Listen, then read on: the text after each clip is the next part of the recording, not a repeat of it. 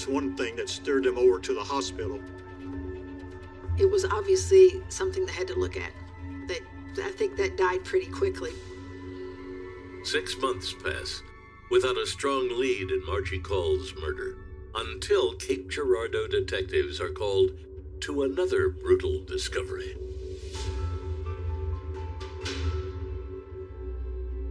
Mildred Wallace is found dead. She's 65 years old. She's blindfolded, she's tied up, and sexually assaulted in really just gruesome fashion. Mildred Wallace was a woman about my mother-in-law's age, so she had a routine that was probably a lot like Margie's. It's also very close to where Margie Call lived. Margie Call's residence was located approximately 5 blocks from where Mildred Wallace resided on William Street in Cape Girardeau. Detectives investigating the Margie Call murder immediately noticed similarities with the Mildred Wallace crime scene. Very similar. Point of entry into the residence, both bathroom windows, both were found deceased in their bedrooms with hands tied behind their back. But one particular thing stood out. Mrs. Call was strangled to death, and Mildred Wallace was shot in the head with a .38 caliber handgun. Despite the use of a gun, police in Cape Girardeau are faced with a terrifying possibility. Investigators felt that both murders were probably connected. And police issued warnings to the public. They said a psychotic killer might be responsible for these. Everybody was wondering what was going on, who was killing these women, and there were no answers.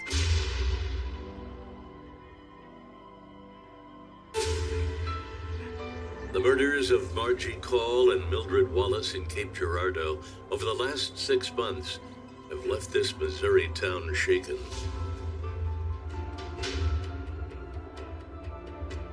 Both ladies were found lying face down in their bed with their hands bound behind their backs, and apparently had been sexually assaulted. Initial investigators, as well as myself, felt that the murder cases were likely committed by the same person. These are all very small bedroom communities. And suddenly, another woman is found dead in a very similar manner. Husbands were afraid to let their wives go anywhere without them. They were afraid they'd come home from work and find their wife was the next victim. Gun sales went up, and people were extremely scared. Everyone was pretty much on edge, regardless what part of the city of Cape Girardeau they lived in. At the time of Margie and Mildred's murders, DNA technology was still years away. The laboratory could only determine if blood found at a crime scene was human and the blood type.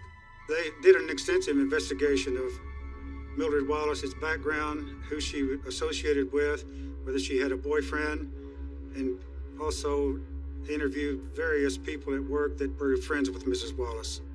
They were unable to turn up any suspects.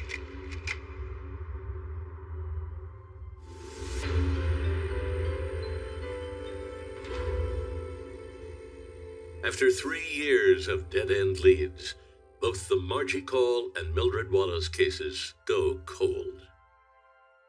You kind of resigned yourself to the fact that this one's going to go unsolved unless some miracle happens. It's very hard to put a case on the shelf and after it's become a cold case. Just an hour away in Carbondale, Illinois, the case of Deborah Shepard had been shelved the year before, after only 2 years of investigation. After so many years of not knowing who murdered her, we lost hope.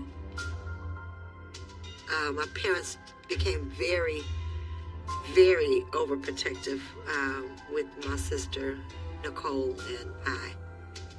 They held us very tight and sheltered us so much that, it was overwhelming, but we understood the reason.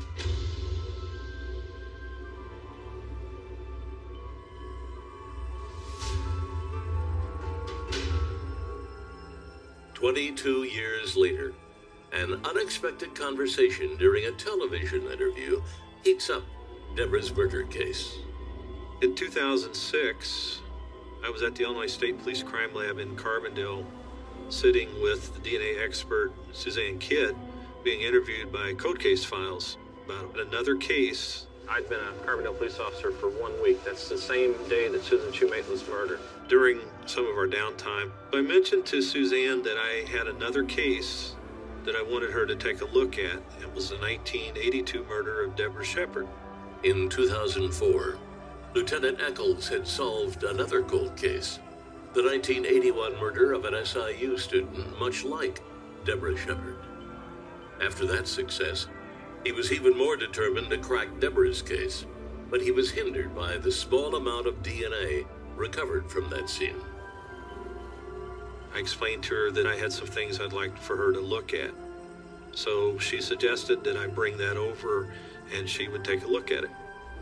After my conversation with Suzanne, I went back to my boss and said, hey, I'd like to reopen from a forensic level Deborah Shepard's murder case.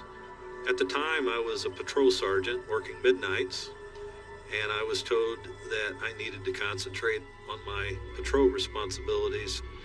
So it was about another year. I was promoted to lieutenant, and I was put in charge of investigations, and he said, yes, go ahead. Several weeks after I dropped off a few items that had been collected from Deborah's crime scene, including a purple shirt, which had been recovered from the bedroom floor, I met with Suzanne Kidd, who told me that she had had some success and had actually found a tiny speck of semen on the purple shirt. Up until this point, the only DNA evidence that we had were a couple sperm that were on a microscopic slide where a smear had been taken during the autopsy. Now, the purple shirt actually belonged to Deborah Shepard and was on the floor next to Deborah's body. And of course, the big question was, how did semen get on that shirt? It was seminal fluid that actually by accident had been collected. It fell out of Deborah Shepard's mouth onto a shirt sleeve. That tiny speck revealed 9 of the genetic codes needed to enter that into the DNA database on a state level. This one piece of evidence had been overlooked the whole time.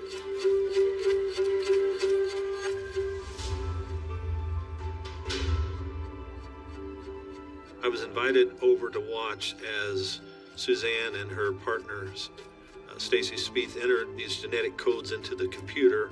I had my fingers crossed, said a little prayer with hopes that this would be the day that we would finally learn who killed Deborah Shepard. Oh my gosh, we can finally put a face to this case and finally bring justice to Deborah Shepard.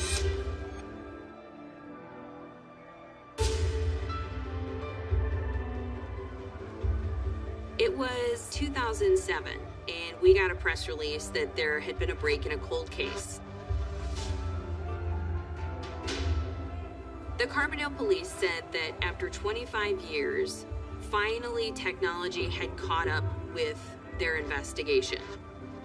And we finally know who murdered Deborah Shepard.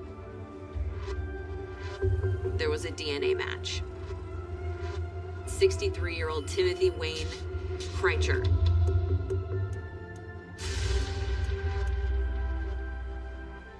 He was an EMT. He would go into houses if people had a heart attack. He would bring them to the hospital. He delivered babies. He saved lives. The female EMTs that he worked with often talked about what a nice guy he was and how he looked out for them. He would warn them, don't go out late at night. Don't, walk through parking lots alone. You don't know who you're going to run into. When Detective Eccles looks further into Kreitzer's background, he finds even more evidence that Kreitzer was living a double life. He originally had come from the Allentown, Pennsylvania area. He had joined the Navy, had been shipped to the Waukegan, North Chicago area where he got in trouble in 1963. He had committed several rapes. He had stabbed one lady and had been sentenced to 40 years in prison. By 1972, he became part of a group that was trained to be paramedics. After serving only 13 years of his 40-year sentence, Kreitcher was paroled in 1976. He immediately applied for a job with what was known then as the Southern Illinois University Ambulance Service. He was hired instantly. He never raised his voice. He would never swear. But Timothy Kreitcher was definitely a Dr. Jekyll and Mr. Hyde kind of personality. I pulled a report that had been investigated in 1979 where Tim Kreitcher had been arrested for indecent liberties with a child. By the fall of 1979, he was sent back to prison, and he became the first person ever in the history of Jackson County to be certified as a sexually dangerous person, which required him to attend counseling. He was released from prison in June of 1981 and returned back to Carbondale to live. Lieutenant Eccles learns that Timothy Kreitcher has been in a nearby prison for the last 19 years, serving out a sentence for 3 sexual assaults.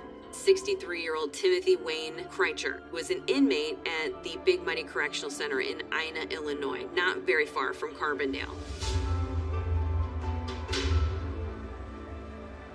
I traveled to the Big Muddy Correctional Center where I met Tim Kreitcher. And as soon as I announced I was a detective from Carbondale, Illinois, I imagined in his mind Deborah Shepard flashed. Maybe you can help us out with something. What year are you talking about? He immediately was on defense. This girl's name was Deborah Shepard. Does that mean anything to you? We know you did it. Oh, boy, I doubt it. That's a wrong person. So finally had to show him a copy of the crime lab report, and he still denied it. I think we can end this right now. I'll talk to the attorney. Well, we left the prison. I was frustrated. I mean, with DNA cases like that, you're still pretty confident that you're going to be okay, but the family has to go through the agony of the trial. So if I could prevent this from going to trial, then that is what I really intended to do, and a confession was really the only way to do that. Then, Detective Eccles receives an unexpected phone call. The next day, I had a voicemail, and it was Lieutenant Schuler from the Big Muddy Correctional Center saying that Tim wanted us to come back. He wanted to confess. Just simply, did you kill Deborah Shepard? Yes. He was sexual assault. How did you kill her? Strangled. Later that evening, I called and spoke with Deborah's father, Bernie Shepard. I explained to Bernie Shepard what had happened, what Tim Kreitcher had confessed to doing that led to Deborah's murder. When they found the person who killed Deborah, we hugged each other. Justice was going to be served, and peace came over us. But then at the same time, we have to go to see this monster that killed my sister. To see and tell him what we think of him, and how could you?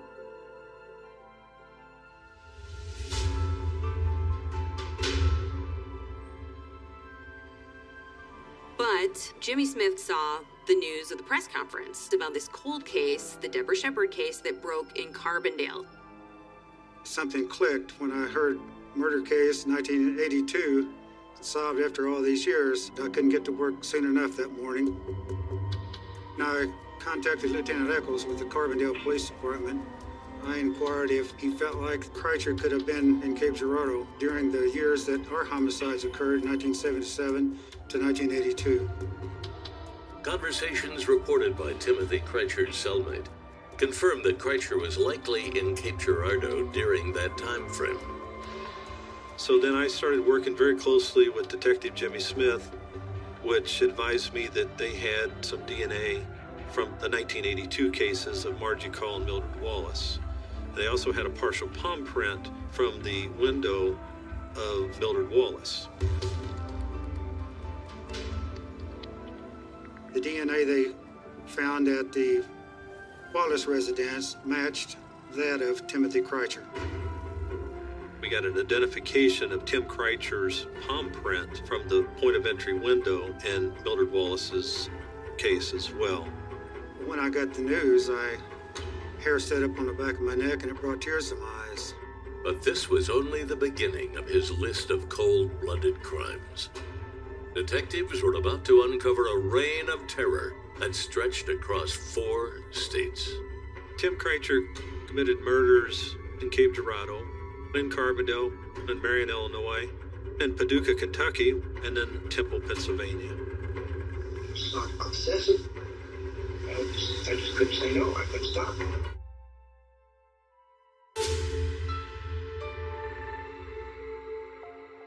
25 years after the 1982 murders of Margie Call, Mildred Wallace, and Deborah Shepard, authorities have Timothy Kreitcher talking.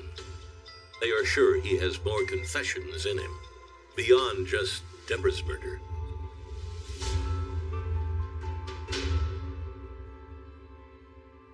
Lieutenant Paul Eccles and Detective Jimmy Smith speak with Kreitcher, hoping he'll admit to the Cape Girardeau murders. Once Tim Kreitcher learned that Detective Smith was from Cape Girardeau, he knew why Detective Smith was there. Once again, Tim Kreitcher was in denial. Missouri has the death penalty. Illinois does not. So Timothy Kreitcher couldn't be put to death for Deborah Shepard's case. But he could have been in Cape Girardeau, Missouri.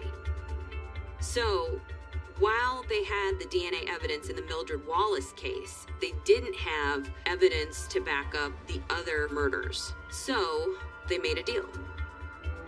We contacted the family members and informed them that Kreitcher was probably willing to confess if we could forego the death penalty.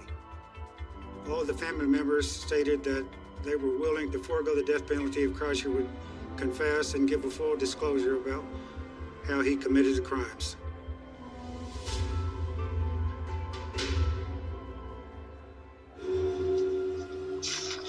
Let me ask you a question. How many times did you shoot Mrs. Wallace? Just once. For the most part, Timothy Kreitcher would stalk women in parking lots, follow them home, peep through the windows, and would see, is there a man around? Then a week or two later, he would just come back and would jump out of the shower or a closet and attack them. In addition to Mildred Wallace, Detective Smith finally gets answers about the murder of Margie Call. I killed her. Back there. How'd you do that? Strangled. A lot of serial killers are very proud of their work. Timothy Kreitcher's just very matter-of-fact about it. Literally no emotion about it. It's just something that you do. He never gave a reason why, but I do recall that he said, "You wouldn't understand, I'm different than other people."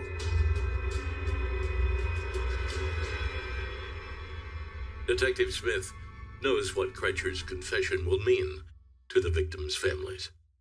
He had no remorse. As I sat there and listening, I'm thinking I'm going to be able to contact surviving family members and tell them that we have a person responsible for sexually assaulting or murdering their loved ones after all these years. I was walking out of my golf club in Springfield, Missouri. My cell phone rang, and it was Jimmy Smith, and he said, "We got him." He said, "They've got him. They've got Mother's killer." That was such a relief, and I think he felt justice was finally done. Timothy Kreitcher claims responsibility for 6 other murders, including the 1977 double homicide and sexual assault of 58-year-old Mary Parsh and her 27-year-old daughter, Brenda, of Cape Girardeau. Is there any particular race that you sought out? No. That's just Easy victim. 29-year-old Joyce Tharp of Paducah, Kentucky. easy to victim. That's what you look for, was easy Look victim. for easy victims. 51-year-old Myrtle Rupp from Temple, Pennsylvania. 21-year-old Sheila Cole and 51-year-old Virginia Lee Witt of Marion, Illinois. We know Timothy Kreitcher primarily for his 9 murder victims. Those are the things that really made headlines, but dozens of women throughout our area were impacted by this man. Timothy Kreitcher also admits to over 20 unsolved sexual assaults, home burglaries, and an attempted murder case that led to a wrongful conviction in 1981. You realize that you finally have resolved what so many people have worked so hard to resolve. But yet, there's still the devastation that one person has done to so many people.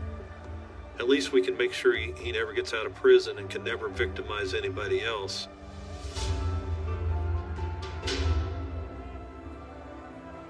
Timothy Kreitcher is sentenced to 13 consecutive life sentences for the murders of 9 women in 4